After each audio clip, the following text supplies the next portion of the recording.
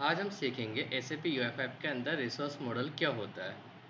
ठीक है, तो इसके लिए मैं डेमो प्रोजेक्ट पे आ जाता हूँ। ये मेरा एक एम्प्टी प्रोजेक्ट है जिस पे हम हमारे रिसोर्स मॉडल को हम बनाएंगे और समझेंगे क्या होता है। मैं इसको सेव करता हूँ तो ये रीलोड हो रहा है।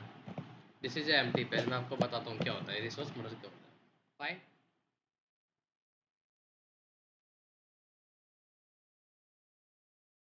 तो ये हमारा एम्प्टी पेज लोड हो चुका है। करेक्ट।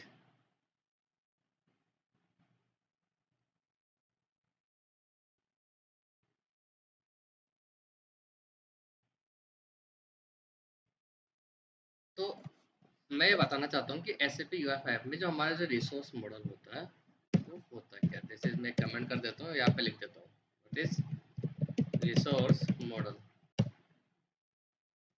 करेक्ट। इसके बीच में लिख देते हैं।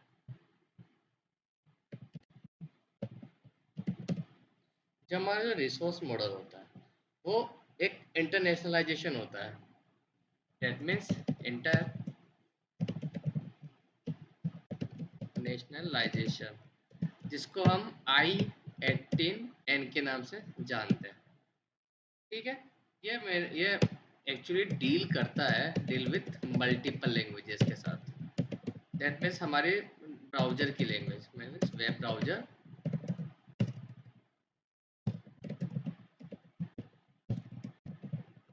ये डेट मीन्स क्या होता है, हमारा जो रिसोर्स मॉडल क्या होता है, ये डील करता है मल्टीपल लैंग्वेजेस के साथ। और मल्टीपल लैंग्वेजेस में भी कौन सी हमारी वेब ब्राउजर की कौन सी लैंग्वेज है उसके साथ ये डील करता है। इसको हम जनरली I18N के नाम से जानते हैं, जो कि एक मॉडल होता है। ठीक है। तो सिंपल सा एक प्रोग्राम बना लेते हैं। व्हाट इज दिस, होता क्या है। मैं एक बटन ले लेता हूँ सिंपल सा, उसको एक नाम दे देता हूँ टेस्ट। स्टैंड ऑफ सबमिट एक दे देते हैं, ठीक है। सबमिट के नाम से एक बटन बनाया और एक और बटन बना लेते हैं,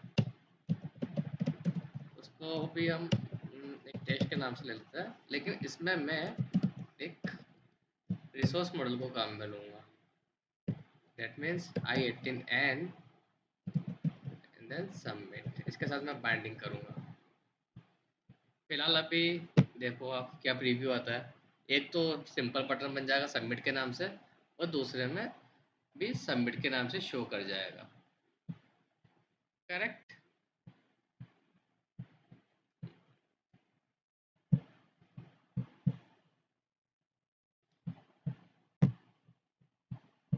तो अब क्या करना है, जैसे थोड़ा सा हल्का सा उसको चेंज कर देता हूं ताकि थोड़ा आपको डिफरेंस दिख जाएगा। टैब लेता है एम्फेसाइज,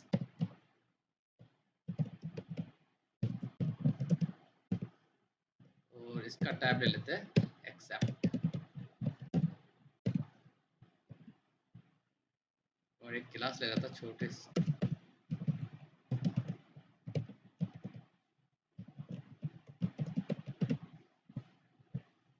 सेम इसमें भी एक क्लास रहेगा ताकि डिफरेंस आपको पता चल सके।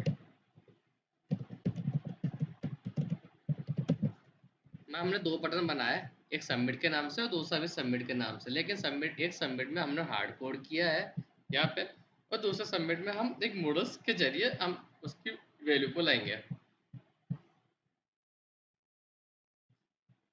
तो देगा एक सबमिट और दूसरा भी सबमिट, लेकिन एक हार्ड कोड वैल्यू है तो दूसरा नॉर्मल, जो कि मॉडल्स के नाम से आएगा। तो ये क्या हुआ रिसोर्स मॉडल। रिसोर्स मॉडल होता है हमारा मल्टीपल लैंग्वेज को, मल्टीपल लैंग्वेजेस का ये डील करता है और मल्टीपल लैंग्वेज को सपोर्ट करता है, सेंट्रलाइज करता है टेस्ट मैनेजमेंट को। Easy to change labels, that means हम इसमें लेबल्स को आसानी से चेंज कर सकते हैं, ऐसे यूजर फ्रेंडली, जो कि यूजर फ्रेंडली होता है और ज़रूरी भी होता है, मैंडेटरी होता है रियल SAP प्रोजेक्ट्स के अंदर। तो ये आपको कहाँ मिलेगा, ये आपको मिलेगा वेब ऐप में आप आओगे, इसके अंदर आपको एक I18 मिलेगा और यहाँ पे एक आपको प्रॉपर्टी मिलेगी I18N के नाम से। यही हमारा रिसोर्स मॉडल है, यही हम इसको डील करेंगे। तो इसको लोड करने के लिए सबसे पहले आप जाओगे manifest.json में। manifest.json में जाके यहाँ पे आपको SAP UFF के अंदर यहाँ पे आपको एक मॉडल्स मिलेगा। इस मॉडल्स में आपका ये रहा नाम I18N। ठीक है। इस I18N आप इसका नाम भले चेंज भी कर सकते हो, बेटर रहेगा यही रहने दो बाय डिफॉल्ट I18N। और इस I18N में हमने बता दिया कि जो हमारा मॉडल है उसका टाइप क्या रहेगा। दैट मीन्स उसका टाइप रहेगा एक रिसोर्स मॉडल, जो कि हम डील करेंगे मल्टीपल लैंग्वेजेस के साथ। और उसकी एक सेटिंग्स है, उसमें सेटिंग्स में हमारा वो कुछ ही नहीं, ये हमारा एक ऐप आईडी होती है जो भी हमारे प्रोजेक्ट की, जो भी जिस भी नाम से हम प्रोजेक्ट को क्रिएट करते हैं उसकी। ठीक है, जो कि हमें ये बताता कि हमारा ये मॉडल किस जगह पड़ा है। दैट मीन्स ये हमारा ऐप आईडी है, ऐप आईडी में जाओ, दैट मीन्स हमने इन्हें एंटर किया है जेड जेसन टेस्ट, ये हमारी ऐप आईडी है। इसके अंदर आपको वेब ऐप के अंदर एंटर करो, वेब ऐप में जाओ, उसके बाद आपको एक i18 फोल्डर मिलेगा। i18 फोल्डर के अंदर एक फाइल होगी आपकी i18n के नाम से, दैट्स द पाथ लोकेशन। तो आप इसको एक पाथ लोकेशन भी आप समझ सकते हैं। ठीक है, that's the name space, this is आपका नेम स्पेस, और ये आपका फोल्डर, और ये उसकी फाइल, उस फोल्डर में इस नाम से उसकी फाइल है। क्रिएट। ठीक है, अब आप यहाँ पे जो हमने बाइंडिंग करी थी सबमिट, उसको आप नाम चेंज भी कर सकते हैं। मैं देता हूँ अप्रूवल, सेव किया। तो देख लो, पहला जो बटन है हमने बटन बनाया सबमिट के नाम से, जो कि हार्ड कोड वैल्यू है, वो चेंज नहीं हो सकती। तो इस फर्स्ट वाले बटन में तो सबमिट ही दिखाएगा, दूसरा बटन में इसकी वैल्यू सबमिट ना रह के अप्रूवल हो जाएगी। क्यों? क्योंकि ये i18n के मॉडल्स के जरिए हमने इसको बाइंडिंग किया, i18n में गए और हमने सबमिट बनाया। सबमिट में क्या वैल्यू? अप्रूवल। तो ये हमारा अप्रूवल यहाँ पे अब शो कर जाएगा। करेक्ट? फाइन? यहाँ तक समझ में आया सबको? तो यही हमारा रिसोर्स मॉडल होता है। अब आप बोलोगे कि ये तो सिंपल एक बाइंडिंग होगी है, इसमें हम मल्टीपल लैंग्वेजेस का डील कहाँ कर रहे हैं? देखो, हम चाहे तो यहाँ पे हम डील कर सकते हैं, ये ब्राउज़र की लैंग्वेज के साथ सपोर्टेड है। हमारी ब्राउज़र की लैंग्वेज क्या है? हम इंडिया में है, ये हम अभी इंग्लिश लैंग्वेज के ऊपर सपोर्ट कर रहा है। ठीक है, अगर मैं इसको यहाँ पे लिख दूँ एक और सबमिट, और अप्रूवल को हिंदी में लिखना हो तो लिख देते एक बार, अप्रूवल इन हिंदी, तो अनुमोदन।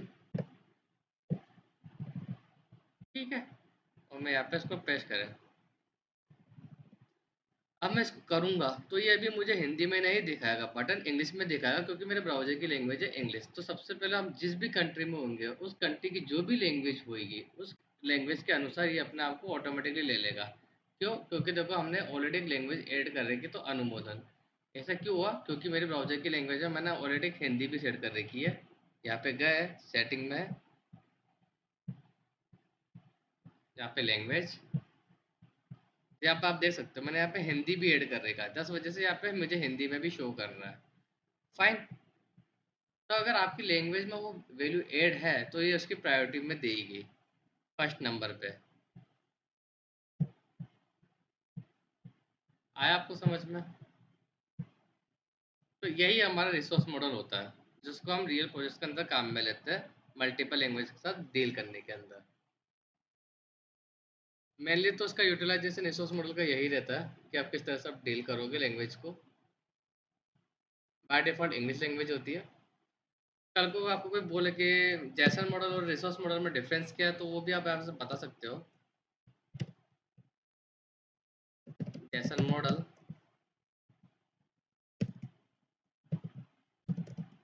एक को ले लो यहाँ पे, रिसोर्स मॉडल एंड और डाटा मॉडल,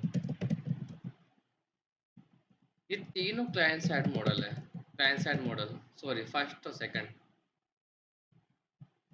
जैसे मॉडल आपका क्लाइंट साइड मॉडल है, ये भी आपका क्लाइंट साइड मॉडल है। दैट मीन्स क्लाइंट के साथ, मतलब क्लाइंट की तरफ से डाटा आता है, और ये सर्वर साइड मॉडल होता है आपका और डाटा मॉडल। एक डिफरेंस तो ये हो गया। ठीक है, अब आपको जेसन मॉडल बोला है तो क्या होता है, जैसे हमने पहले भी बताया था, डाटा हैंडलिंग का काम करता है ये। ठीक है, और रिसोर्स मॉडल क्या करता है? टेस्ट हैंडलिंग का काम करता है, मतलब टेस्ट के साथ डील करता है। और यहाँ पे हम बोले रिसोर्स मॉडल क्या करता है, और इसका जो यूज केस है रिसोर्स मॉडल का, वो होता है लेवल्स में हो गया, मैसेजेस में हो गया। ठीक है, और जेसन मॉडल का आप टेबल्स में हो गया, फॉर्म्स में हो गया यूज केस। फाइन। तो यहाँ से आप रिसोर्स मॉडल के जरिए आप इजीली डील कर सकते हो अपनी लैंग्वेज को। और data model server side model होता है, पहले बता दिया था। कॉम्प्लेक्स इसकी बाइंडिंग होती है, स्लो होता है जेसन से। तो ये आप तीनों मॉडल में आप डिफरेंस भी बता सकते हो। आपको कोई भी पूछे कि जेसन मॉडल क्या होता है, रिसोर्स मॉडल क्या होता है और डाटा मॉडल क्या होता है, ये हमने हमारे वीडियो में भी कवर कर रखा है डीपली। इस वीडियो में हमने सिर्फ रिसोर्स मॉडल के बारे में बताया, जिसमें बताया गया है कि रिसोर्स मॉडल मेनली डील करता है लैंग्वेजेस के साथ, मल्टीपल लैंग्वेजेस के साथ। आप किस कंट्री में है, आपकी नेटिव लैंग्वेज क्या है, आपके ब्राउजर की जो भी लैंग्वेज होगी उस लैंग्वेज में आपको ये टेस्ट और मैसेज को शो कर देगा। बस आपको सिंपली इसी तरह i18 फाइल में जाना है और अपनी बाइंडिंग करनी है। बस यहाँ पे आप लिख दो जो भी लैंग्वेज होगी सेम, वो उसको ऑटोमेटिकली पिकअप कर लेगा। इसके लिए सबसे इम्पोर्टेंट है आपके मैनिफेस्ट में i18 एन के नाम से एक मॉडल होना चाहिए, और उस मॉडल का टाइप रिसोर्स मॉडल होना चाहिए, और उसका पाथ यहाँ पे होना चाहिए बंडल नेम के अंदर। अदरवाइज आपका रिसोर्स मॉडल वर्क नहीं करेगा। तो उम्मीद करता हूँ आपको ये समझ में आया होगा। फिर भी कोई डाउट्स है तो आप पूछ सकते हैं। Thank you.